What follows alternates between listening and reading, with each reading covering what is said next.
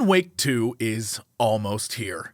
It's been 13 years since our last visit with the prolific writer, and since that time, Remedy has painstakingly crafted their games to be exactly the type of experience I look for, and in doing so has become one of my favorite studios. So if during the course of this video it seems like I'm excited for Alan Wake 2, it's cause I am. I am very excited. With the release of Control, one of my favorite games ever, a sort of Remedy-verse of games connected to games has spawned, leading to a it's all connected man kind of vibe that makes Alan Wake 2 all that more exciting for me. Yes, we're finally getting our follow-up of the original game, but also we could be getting appearances from characters in Control or Quantum Break in a world where altered events and objects of power turn everyday life upside down. Anything is possible. And we will get a little deeper into that in the more spoilery section at the end of this video. For now, I just want to talk about a general idea of what I got to play. When we last left off, Alan Wake was a best-selling crime fiction writer who had been suffering from writer's block. He and his wife traveled to a small cabin in the middle of a lake in order to help create his next great novel. But when his wife goes missing, and the townsfolk are like, there hasn't been a cabin in that lake for years, Wake sets off to find his lost love and solve the supernatural thriller. What you need to know going into the second game is that Alan, while managing to free his wife, has found himself trapped in the dark place, this alternate dimension that he helps create. Yet somehow, in the outside world, Alan has been replaced with a darker version of himself, Mr. Scratch. And if you're like, damn, Jesse, that does sound a lot like something that would be featured in Control, well, it was. The AWE expansion is literally about this and its aftermath, so there's definitely a connection there. Anyway, for this Alan Wake 2 event that I was at, I got to play two sections of the game. The first featuring FBI agent Saga Anderson, who's been tasked with investigating a series of ritual murders in the town of Bright Falls. But her investigation quickly begins to intersect with Alan's disappearance, and it appears that her investigation, maybe even her whole life story, has already been written by Alan. Alan, who is currently in the dark place. In the bit I got to play, Saga is looking for more information, trying to find clues on how it all connects together, and is probably just as confused as you are. As I explored around town, I eventually met the Cox brothers, who have become sort of custodians of the town, taking care of it and pretty much running everything, from tour groups to local businesses to the coffee-themed amusement park. And the best part, for me at least, is that in the bit I got to play, they were my gateway back into the, oh, we're doing more live action work this game? But Ilmo, I've heard the government has seized and restricted access to many local nature attractions. That is true, Jarkko. Many local attractions have recently become fenced off by the government. And that's why, at Koskela Brothers Adventure Tours, we say, fuck the government.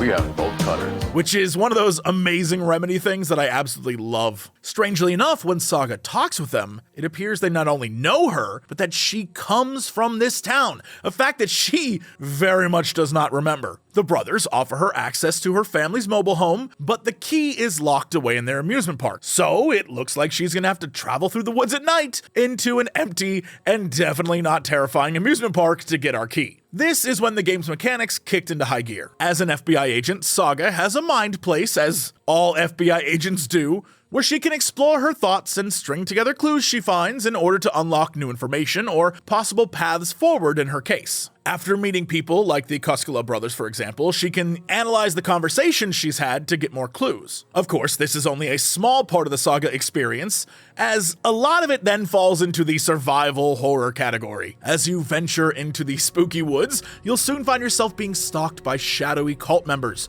who can only be defeated, similarly to the first game, with a bright light and big gun. After blasting the shadow men with your flashlight's high beam, you can then shoot them, but if you don't use the light first, the darkness will shield them from your attacks. And because this is survival horror, your flashlight requires batteries, your gun only has so many bullets, and you can only carry so many items at once. This makes your choices on what you use and when just as important as your choices of when to fight or flee. Eventually, you enter the terrifying why is this place still operational amusement park, where giant coffee men stare down on you while shadow creatures stalk your every move. One of the things that I noticed that I really liked about this section of the game was that there were a few different lock combinations or number puzzles to do, some of which clicked with me immediately, like this one for a chest containing a crossbow. I realized real quick it was the arrows and then the numbers those arrows were in that determined the correct code and order. But then there were puzzles like this one with the Ferris wheel that I figured out the numbers, but it took my brain way too long to figure out the order. Anyway, as you sneak through or blast through the amusement park, it culminates in a fight on one of the rides, granting you access to the key that allows you to move forward. I'm not really allowed to show you what happens after this, but it is cool and extremely spoilery. The second portion that I got to play featured Alan Wake, trapped in the dark place still, now a dark place of his own making, with parts of his past creating his present. Also, interestingly, much of the investigation into the cult that Saga is conducting seems to be bleeding into Alan's world. Maybe it's from Alan's world, I don't know. Alan then gets a phone call from an unknown voice that directs him to the Ocean View Hotel, which for any Control players out there might mean a thing or two. However, the world around him seems to be trying to bar his way from entering. Doors turn into walls and halls circle back around to their entrance. But Alan, who has the power to manipulate this world, can use and absorb light into a strange lamp, an object of power, to change the world around him. But just like Saga, Alan is being stalked by shadowy figures as well. And in this world, ammo is not nearly as plentiful as in Saga's. So while fighting may work, running is definitely a good solution as well. Thankfully, Alan also unlocks words of power that allow him to gain buffs and increase his skills. They're unlocked by finding hidden words in the world and shining your light on them. So Alan continues to make his way into the hotel, and once there, things get predictably weirder. Trapped in the hotel and lured to room 665, Alan now has even more abilities to play with. The first being this sort of eclipse feature that when you stumble across, at first seems like a strange blur in a room, and then you have to find a black dot floating nearby. And if you manage to line them up to form this kind of eclipse thing, you can unlock clues or different scenes. Using these new clues or scenes, Alan can then go into his version of the Mind Place and write or rewrite portions of the story that he's actually living through, the story of his world,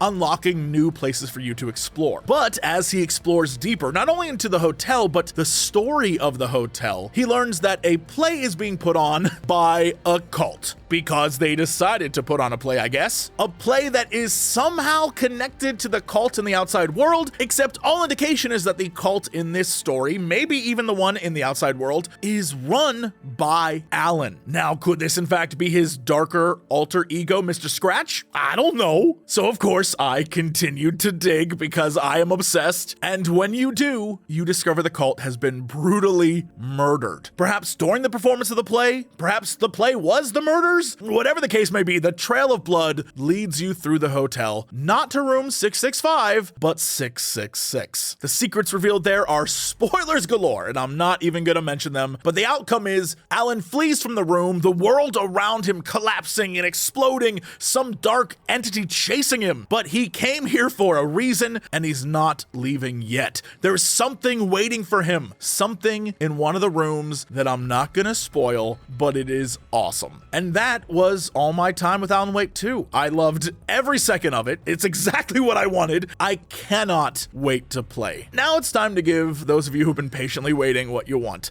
Some interesting spoilery bits to get you excited. I'm not gonna spoil major plot things, but I've got some things that are gonna blow your mind. If you don't want to be spoiled, all good. Thank you for watching. I hope you're as excited for Alan Wake 2 as I am, and for the rest of you, strap in. So first off, thank you for sticking around for the good stuff. Little things that I have been losing my mind over ever since I played and I just need to talk about with someone. All of it hinting at the Remedyverse being in full effect. Right away, while I was exploring a saga, I noticed a Valhalla nursing home van featuring a Yggdrasil tree, which, could just be a nod to the fact that Alan Wake 1 had two brothers from the old gods of Asgard called Odin and Thor Anderson. Sure, it could also be a complete coincidence that Saga's his last name is Anderson, and that Saga is an old Norse or Icelandic narrative about a hero. And yeah, I guess we could even stretch it out to connect that the Yggdrasil scene here could be related to the one found in the foundations of the oldest house in Control, the one that Ati leads to. Sure, yeah, sure, maybe all that's coincidence. And then I turned around, and in the restaurant behind me, who was there singing in a dark room to a crowd that somehow knew who Saga was? It's freaking Ati, gang! I lost my mind. This was in the first 10 minutes of me playing. I was looking around the room like, does anyone else see this? Because earlier in the year at Game Fest, I saw footage, and in that there was a poster that said Ati and the Janitors. And I was like, what does that mean? Does that mean what I think that means? And at the time, Thomas, very good guy who was given the presentation, was like, no, that's just a placeholder. And yet here we are. While playing as Alan, because he's in a world of his own making, the symbols and connections are everywhere. For example, spray paint on the walls is just hiding clues in plain sight. Like this one right here literally just says AWE, which is not only a Control expansion name, but also a description of the event taking place according to Control's world, an altered world event. But the thing that got me, the thing I've really been wanting to share, was that while I was exploring the hotel, I managed to break into a room, just like a random room, and I saw the following broadcast. That is clearly Dr. Darling from Control, who I assume is attempting to reach Alan? Speaking of Control, at the event, we learned that Janina Gavankar is going to be in the game, and she will be playing Agent Estevez.